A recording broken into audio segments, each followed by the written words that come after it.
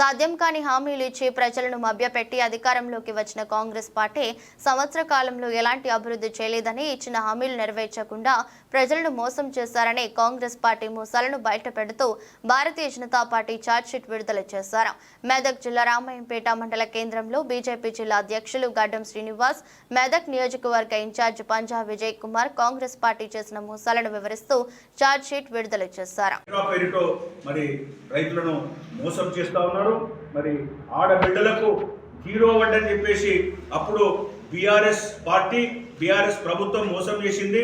ఇవాళ ఆడబిడ్డలకు ₹1,00,000తో పాటు తులం బంగారం ఇస్తామని చెప్పేసి ఈ కాంగ్రెస్ పార్టీ మోసం చేస్తూ ఉన్నది. రాష్ట్ర వ్యాప్తంగా రేవంత్ రెడ్డి ప్రభుత్వం రాష్ట్ర ప్రజలను మోసం చేస్తూ ఉన్నది, దగా చేస్తూ ఉన్నది. మరి ముఖ్యంగా ఇందాక పంజ విజయ్ గారు చెప్పినట్టు మైనంపల్లి రోహిత్ రావు గారు ఈ నియోజకవర్గ ఎలక్షన్స్ సందర్భంగా ఈ నియోజకవర్గాన్ని మరి ఏదో దిద్దుతా తీస్తా అని చెప్పేసి ప్రజల ఓట్లు ఈ నియోజకవర్గం నుంచి దండుకొని స్థానిక ఎమ్మెల్యే గెలవడం జరిగింది. మేము అడుగుతా ఉన్నాం, అయ్యా రోహిత్ రావు, ఎన్ఎస్ఎఫ్ షుగర్ ఫ్యాక్టరీని పునరుద్ధరణ చేస్తానని చెప్పినటువంటి నీ మాట ఎక్కడ వరకు జరిగింది అని చెప్పేసి మేము అడుగుతా ఉన్నాం. 7 పాయలకు వాళ్ళు 100 కోట్లు 1000 కోట్లు అని చెప్పేసి కొబ్బరికాయలు, శిలాఫలకాలు, శంకుస్థాపనలు చేసిన బీఆర్ఎస్ పార్టీ. మరి నువ్వు కూడా అభివృద్ధి చేస్తానని చెప్పినటువంటి 7 పాయలలో ఒక్క ₹100 అభివృద్ధి అయినా నువ్వు చేశావని చెప్పేసి మేము అడుగుతా ఉన్నాం.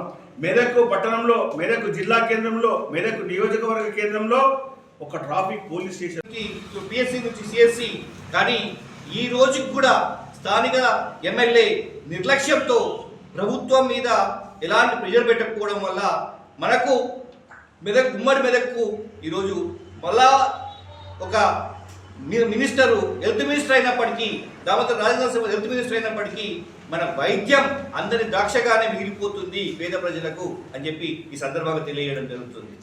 గతంలో మేము పోరాటం చేసినప్పటికీ ఈరోజు జిల్లాలో హాస్పిటల్ వ్యవస్థ గురించి కానీ, మెడికల్ కాలేజ్ గురించి కానీ, రెవెన్యూ డివిజన్ గురించి కానీ ఈరోజు బీజేపీ తరఫున మేము నిరంతరం పోరాటం చేసినాం.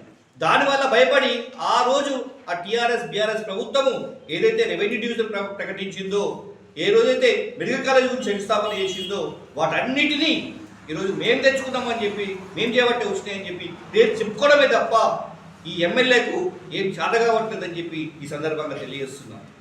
ముఖ్యంగా చెప్పుకుంటూ పోతే సిఎస్ఆర్ నిధులతో మేము రాష్ట్రంలోనే కాదు దేశంలో ఉన్నటువంటి